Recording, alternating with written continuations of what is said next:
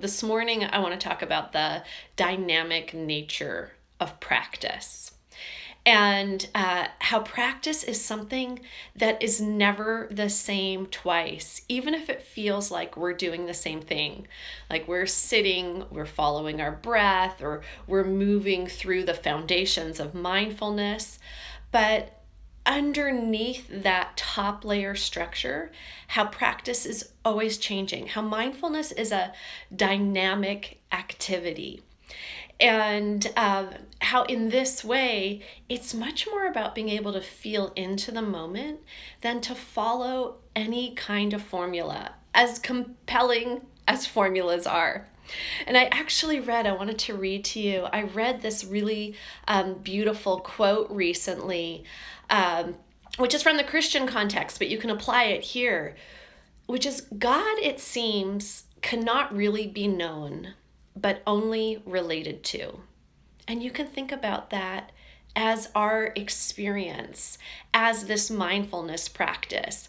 And in this way, in this context, thinking of that known as kind of wanting to concretize and wanting to get it. It's like we all love that sense of accomplishment. And it's really beautiful when we have an insight or we have a meditation where we're able to be really present, where we feel like, wow, I got something I didn't understand before. And also as we remember that feeling, like everything in our practice, arises and passes away. Because as the Buddha taught, that is the nature of reality is impermanent. Now, that doesn't mean it's not real in the moment. There is a reality in the moment that we can relate to. But when we start gripping onto it as like, this is it, I've arrived, this is the destination, that's where we start getting into trouble. I actually remember the very first long meditation retreat I sat. It was 3 months. It was a really long one. Relative. Some people do 3 years. But for me, this was 3 months. And I arrived there. And I remember getting dropped off by a friend and walking in the front door of this it was actually a former convent, walking in the front door and thinking, this is so perfect. I think I was 27, something like that. I'm gonna nail this, and then I'll have this handled for life.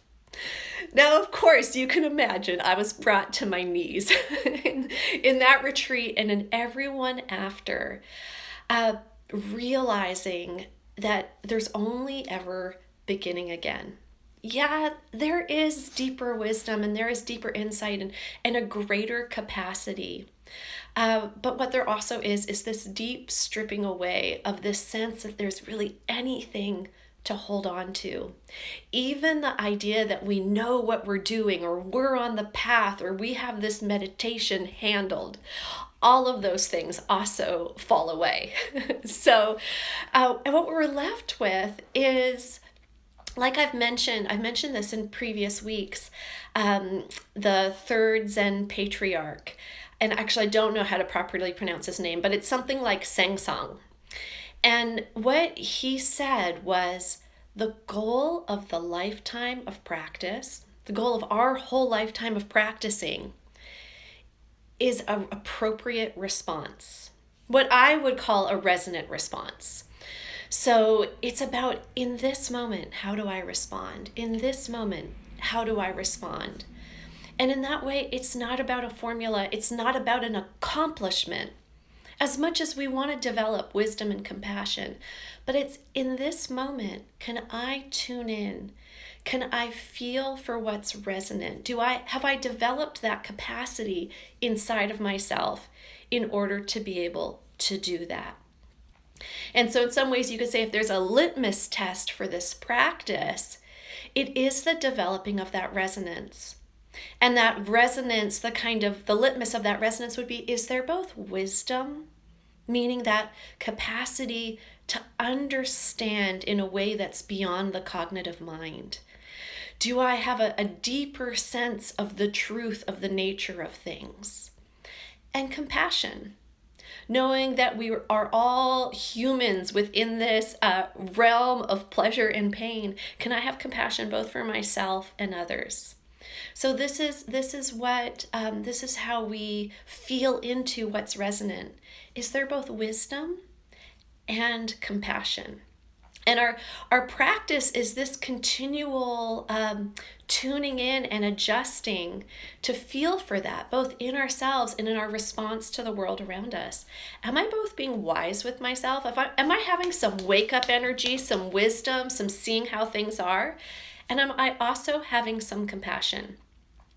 Am I falling to one side where it's all wisdom, where it's like, I see my patterns, I'm really hard on myself, I want to wake up, it's this kind of harsh intensity? Or is it so much compassion that it's kind of flaccid? Like, Chogyam Trungpa would say, it's an idiot compassion. It's not actually helping us wake up. Maybe we've fallen into kind of a victim consciousness of feeling like at the mercy of life. And what we actually need is some of that upright energy of wisdom.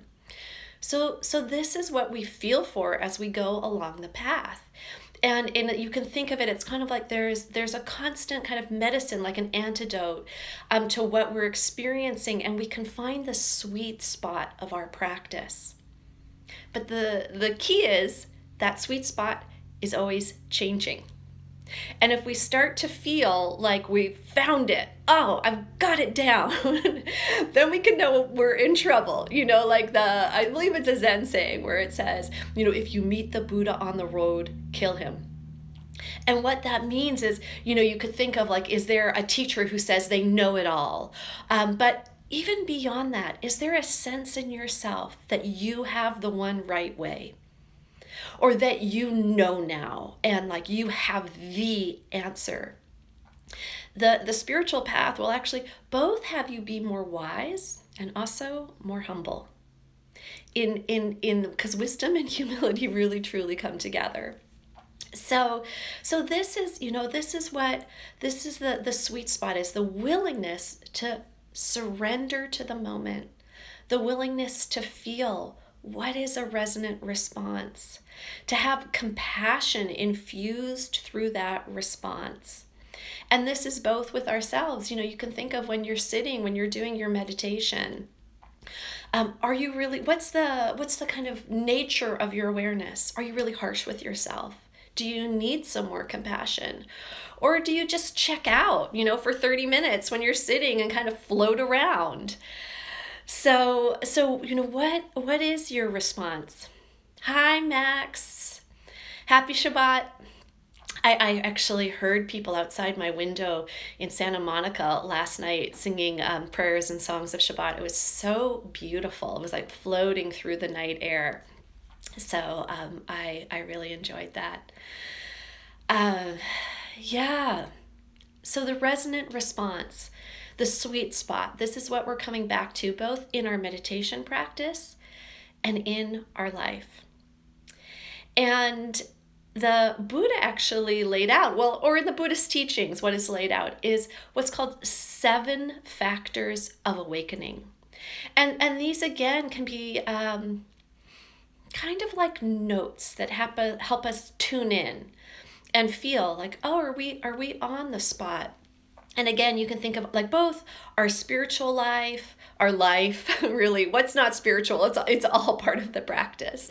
Our life and also our meditation practice, we can apply these factors and see like, oh, what's needed? It's like we're cooking and is there need a little more fat? Does it need a little more salt? Does it need a little more sour, a little more sweet? Like what are the factors that are needed to get on the spot? And the 7 factors that are taught in this tradition of mindfulness is actually, the first one is a mindfulness, which really means conscious awareness. I am aware of what's happening. Am I checked out? Am I judging? Am I leaned in, clinging on? Or am I simply being able to see the nature of what's happening? The second one is curiosity, or also called investigation. So do I have the capacity to open and be like, oh, what is happening here? Can I get curious about it? Or do I have my predetermined idea of right and wrong and what's happening? Can I actually be curious? The next one is energy. So, am I bringing enough energy? Sometimes when we get into spiritual practice, we just want to check out. We feel it's so chill, and we kind of drift away, or we think spiritual practice is about renouncing all energy and somehow being beyond the energy of the world. But actually, not being monks or nuns, we need the energy of the world. We can fuel it into our spiritual practice, and our spiritual practice needs energy. So, when you're sitting, do you feel like you're drifting, or do you feel an alertness? We really want this balance of both relaxation, which is actually one of the other factors, relaxation, which allows us to open, to receive, to not grip or tighten, but relax. And we want this energy, this alertness. We want both. Interestingly, another one of the factors is joy. And sometimes you can think, God, this meditation practice, this mindfulness, it can start to feel kind of dry or rigid. But joy is a deep factor. Pleasure is actually another way of thinking of it. If we are just striving, if we're rigid, if we're overly kind of accomplishing and we don't actually have that joy and pleasure, we're out of balance. So we need that. And then the last two are concentration, the ability to maintain our focus, and equanimity, kind of a keeping a view of the greater nature and truth of reality, of it all rising and falling. Of it being, it's coming through me, but it's not necessarily about me. And these are the factors that we work with. You can research them online if you want to know more about them. And inside of all of this, it's the beauty of our attention to be able to dial in and notice, what's needed right now? For a while, I might have really been focused on relaxing. I think for a lot of us in this pandemic, it's like, well, we're at home. What are we going to do? Okay, there's a way where we really had to practice surrender. And I don't know about you, but for me this past week, I thought, it's time to add in a little more energy, to allow some more of that creation, that creative energy to come through me. And so, counterbalancing. And sometimes we do need to go all the way to one side because we've been so strict, or we've been so immersed in one side. We need to counterbalance.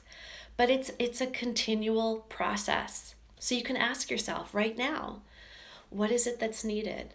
Or in this situation, what is the appropriate response?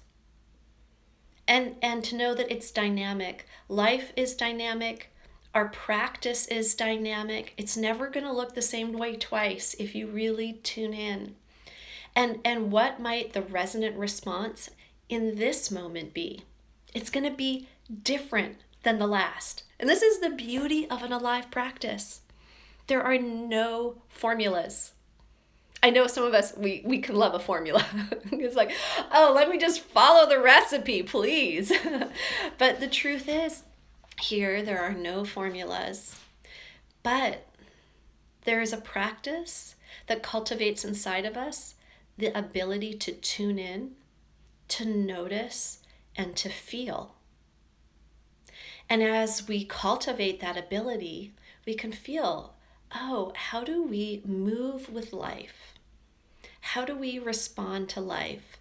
Not because of a set of rules or an ideological framework, but because we deeply have this ability to feel and to be aware, to be conscious, moment by moment. And from there, we can most appropriately respond. So that's what this practice is really about. It's about cultivating that ability and being able to tune in and respond from there. So really, there's no shortcuts. There are false refuges, which usually come with the idea that I've got it, I have the answer, this is it, this is the end. And instead it's, right, in this moment, in this moment, in this moment. The beauty of that being that in any moment you can start again by coming back to it, by being willing to have that beginner's mind, by being willing to open and feel for what the resonant response is in that moment. So that's our practice. That's really what we're doing here, is cultivating that ability, tuning in over and over again in connection with the dynamic flow of life. It's more than an endpoint, it's an ongoing relationship. So what is your relationship with this moment? What is your relationship with this person in this moment, or yourself in this moment? And how do you find the sweet spot right there? How do you find the sweet spot of both wisdom, seeing things as they are, being alert and awake, and compassion, feeling for this, the bind of the situation that we're all inside of? Because of the wisdom, because we can see the nature of reality, the compassion naturally arises. And can we bring both? And from there, find the appropriate response. So let's sit a little. Let's practice with this for a few minutes. And in our practice, we can even feel for this of, when I sit, do I need to bring more alertness? Do I need to sit up a little straighter? In that way, have some spiritual pride, not in sometimes we think when we reflect in this context, we can think of pride as something bad, but there's actually a real power to pride of like, oh, I'm sitting, I'm doing my practice. Can I bring my alertness? Can I bring some intention? And then also, can I relax and open? And what is the sweet spot between the two? Do I concentrate and have the intention of returning to the breath or to the moment, the sensation, moment by moment? And at the same time, can I have some ease and openness to not be so tight? That where that focus can turn really tight and rigid, or the relaxation can lead to checking out. So let's practice a little bit with this, being in dynamic relationship with the moment. So whatever you're doing, you can take a moment, allow your attention to draw more inwards, not cutting off the world. Clearly we can't, it's going to be there anyway. You're going to feel it, you're going to hear it, but draw the attention inside of your body. If it's scattered around you, feel like you're drawing it in. You can close your eyes or allow them to be soft and cast down towards the ground. And in this way, allowing your attention to rest inside of you. And with that, becoming more aware of your breath.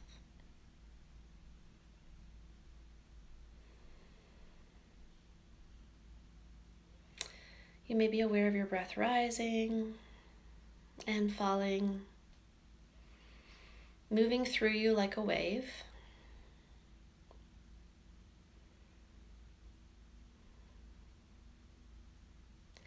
And as your attention comes more fully inside of your body, you might be aware, do I need a little more alertness? Do I need a little more uprightness? And where is it that I might need a little more relaxation? For my shoulders to soften, or my belly or chest to relax. So simply noticing and dialing in. What is it like to have both alertness and relaxation?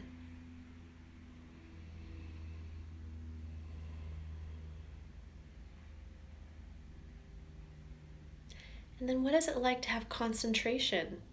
Really focusing in on the breath. Tuning in to the very beginning of the in-breath and feeling the full in-breath move through your body. And then connecting to the beginning of the out-breath and feeling the full release of the out-breath. So what's needed to stay connected through the whole breath, that level of concentration?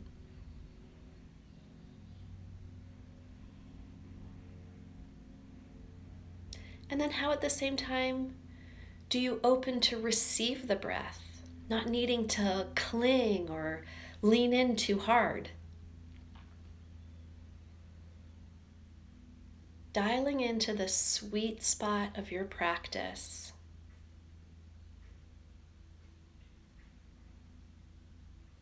In dynamic, open relationship with this moment, with this breath, and then this one.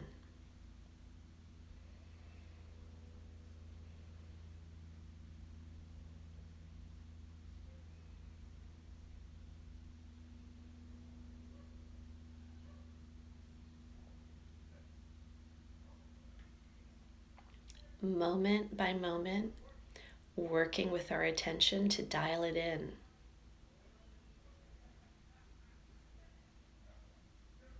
Each moment a new one, dynamic and alive, and our response is dynamic and alive.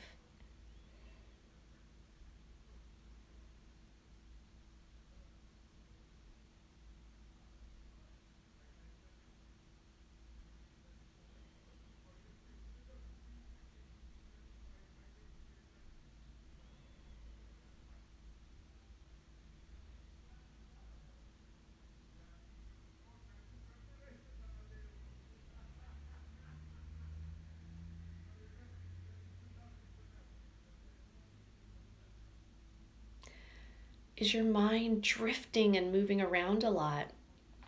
You may need to bring some more focus. So really commit to feeling from the beginning of the in-breath all the way through and all the way through the out-breath. Or you might feel a lot of tightness, like a perfectionism, or you're being harsh with yourself. So there, can you relax a little? Bring a little more ease. Let your shoulders drop and notice how the breath is happening anyway, regardless of what you do. It's already happening.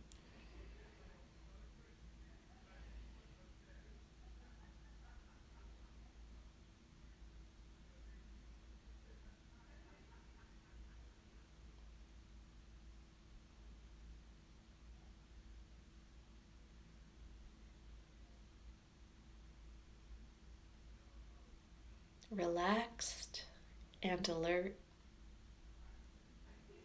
receiving the moment.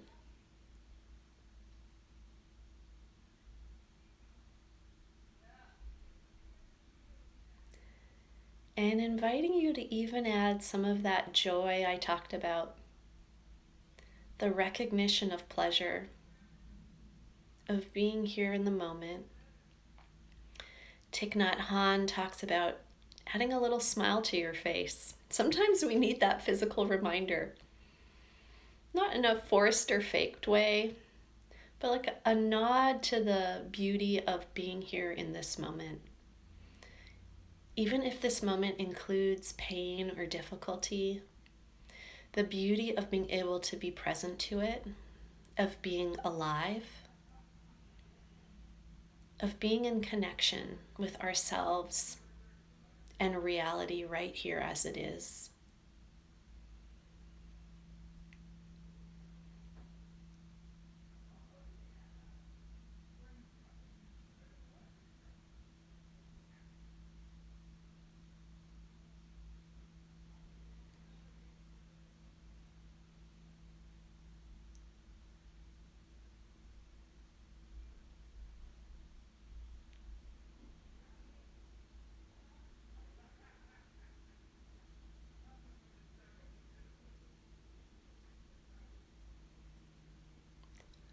Once again, noticing the quality of your attention. If it's gripped or tight, letting it soften a little, bringing in some relaxation and ease. Or if it's drifting, checked out, and foggy, inviting some alertness, some more fierce intention to say, like, no, right here, I'm going to be present and feel what is here, whatever it is.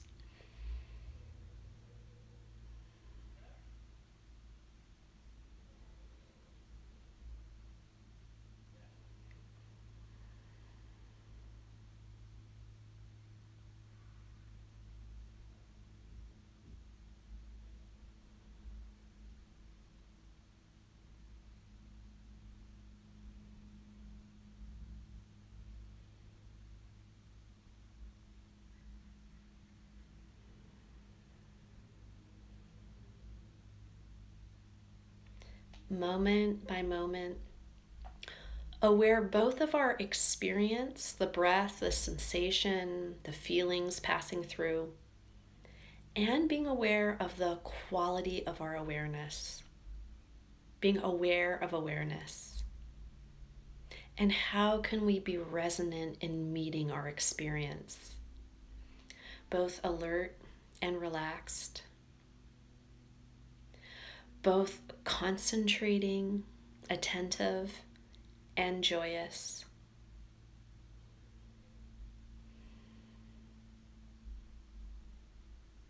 Cultivating both wisdom, seeing the true nature of things as they are, and having that warmth of compassion.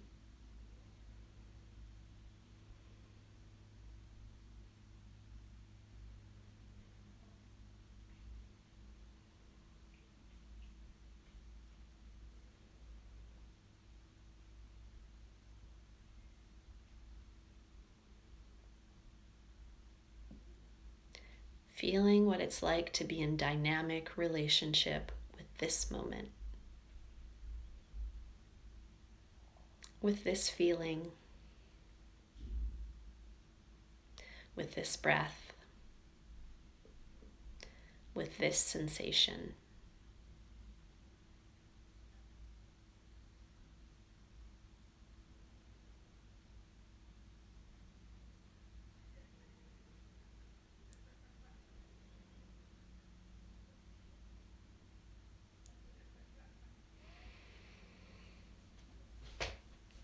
Thank you for practicing with me. I forgot my bells today. It's the nature of this moment. So this is our practice, is moment by moment tuning in, both being present to the moment and present to our awareness. And what is the resonant response? Knowing it's going to be different. It's like a musical instrument. We don't just play one note, but we're constantly tuning in and feeling, how do we tune our instrument? You know, what is needed? You don't tune the strings once and they stay in place forever. We're constantly retuning, like, is it a little tighter? Is it a little looser? Is it leaning in a little more, or is it relaxing back? You know, what is life calling for? And can we tune in and hear life? Can we hear it inside of ourselves and around us? And can we feel for the resonant response, both in our practice and in living in our life? Knowing it's not going to come from a formula. It's not going to come from a list of rules and instructions. It's going to come from this dynamic response that we cultivate through this practice.